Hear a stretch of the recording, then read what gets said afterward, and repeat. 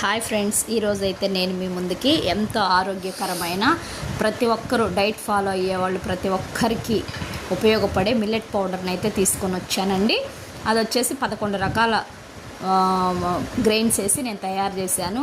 అరికెలు, సామలు, కొర్రలు, ఊదలు, ఇంకా బాదాము, రాజ్మా, అవిసె గింజలు, యాలకులు, ఇలాగా మొత్తం 11 రకాల మిల్లెట్స్ వేసి నేను చక్కగా ఇంట్లోనే నీట్గా క్లీన్ చేసి చక్కగా ఎండకి ఆరబోసి వీటిని అయితే పౌడర్ పట్టించడం జరిగింది. ఫ్రెండ్స్, మనం ఏం వాడాము అనేది కూడా లేబుల్ అయితే నేను అక్కడ అంటించడం జరిగింది.